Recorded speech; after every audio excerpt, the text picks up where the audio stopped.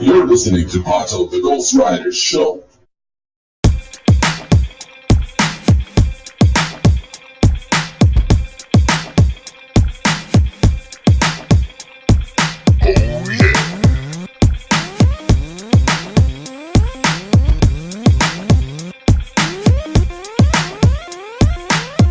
You're listening to Pato, the Ghost Rider Show.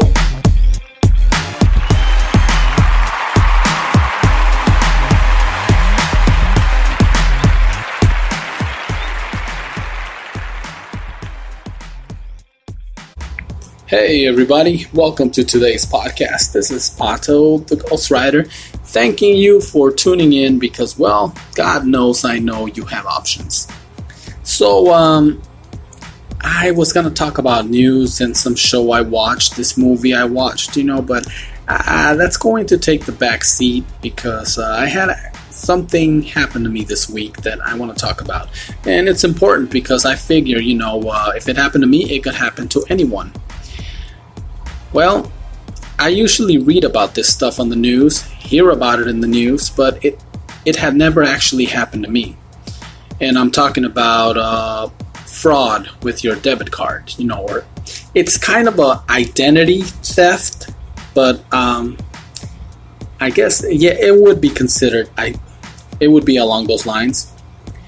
Apparently I used my debit card either in a gas pump, ATM, or maybe even a red box, somewhere where my card information was taken and somebody made a clone card and attempted to access my account. Now, that must have happened sometime last week, but it was Friday morning. I checked my bank account, because I was waiting for my paycheck to drop because I live paycheck to paycheck, so I knew exactly how much money was going to drop. So when I checked the balance, I realized that I'm a couple dollars short.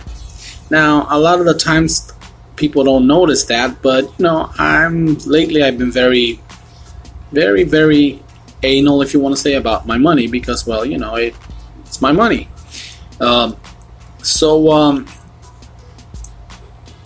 I went into the account and noticed that I had an inquiry fee for $2. Now, the inquiry fee was coming from a place where I haven't been in that area in a while. So I thought, well, maybe the missus went over in that area and checked it and maybe it's barely showing up.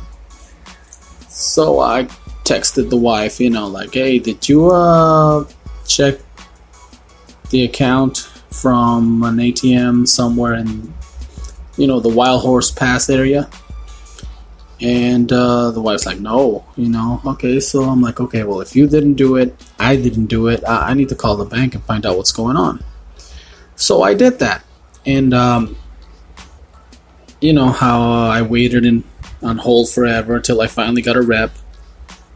But I explained what was going on, and they helped me out. And the bank person there, customer service representative, very helpful. I mean, she read the card that was used for that transaction, and as it turns out, it was the one that I was holding in my hand. I'm like, I haven't been in that area, and that's the numbers to my debit card. So, yes, apparently I became a statistic, I guess. I became one of those people that got their debit card cloned. Luckily, when they made the attempt to do whatever it is they were going to do, there was no money in the account. Apparently, they tried checking the account on Thursday afternoon, and they were probably very disappointed. So they because they saw the balance and they were like, "Oops." So all that did was charge me $2, and I was talking to the bank teller and telling her, well, I wasn't in that area, so it wasn't me. My card's been compromised. Then she's like, oh, apparently they tried to charge something in Tucson as well, and they got declined. So yeah, they shut off my card. They're going to mail me a new one. And I was just in shock. Like, okay, I've heard about these things happening to other people, but I've never actually had it happen to me, Actually, the closest thing to issues with a debit card, I remember one time I went to a Fry's and it charged me twice. And this is like back in the day when debit cards were barely starting to become popular. I got charged twice for the same purchase. And I remember it was $88 with something, but it was a very unique number that I was like, whoa, what are the odds of me spending $88 and the same amount of cents in two places? So I was able to fight that and reverse the charges, and of course, wait a few weeks for the money or a few days. Felt like weeks, I guess. When you live paycheck to paycheck, having to wait a few days could feel like weeks. So back to this story without sidetracking too much. Bottom line is, had I not checked my account this morning and I had just gone about my business thinking that everything is fine and dandy, just another day in the neighborhood, those mofos could have checked the account again, and then this time around realized that, oh, there's money in there, and they could have done some serious damage. People that live paycheck to paycheck understand that, even if it's only a couple $100s, that a couple $100s is a lot of money for some of us. So, yes, I'm very grateful that I caught that on time. And since it happened to me, I imagine it could happen to anyone, so I figured I would take the opportunity to use my show and make this like a PSA, or just, make you aware, be careful where you use your ATM card. And I guess the best way to keep track of that is check your balances daily. That's probably the best thing to do. I guess for now, I'll probably think twice about just using the card at the machine. And like I said, I'm usually very cautious, very careful. I look twice I'm before I stick the card, and none of the machines that I've used seem weird. Of course, like I said, it could have been a red box too. I was informed by the bank people that they've had some issues in some states with red box. But hey,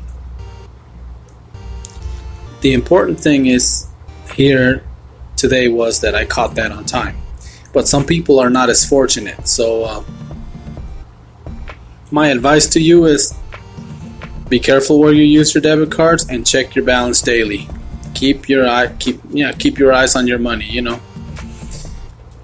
Yeah, well, that being said, I'm going to cut it short because, well, obviously my break's coming to an end and I have to go do whatever it is I do around here, so I can continue to put money in that account. All right, you guys have an awesome day. It's a beautiful weekend, I guess. Or whatever day it is you're listening to, have an awesome day. But, another thing that I wanted to say is that at one of my jobs, a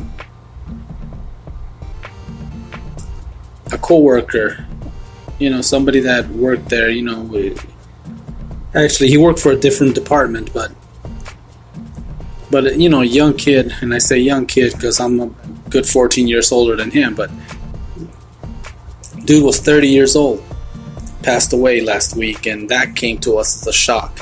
And of course, to me, September is already a touchy month because I lost my dad a year ago, on September 20th.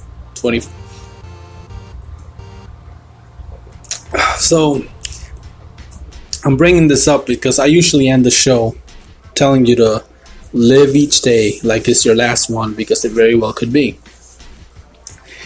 And that is so true. Live each day like it's your last one, because it very well could be, Make the most of it. Be with your loved ones. Tell them you love them. Show them you love them. Whatever differences you got, put them aside. Or at least make the effort, All I'm saying is, take the time to enjoy life, because, man, tomorrow's not promised to anyone. None of us. All right, well, enough of that. You guys have an awesome weekend, an awesome day. And thank you for listening, because, I really, really, really do appreciate you. Till next time, see ya.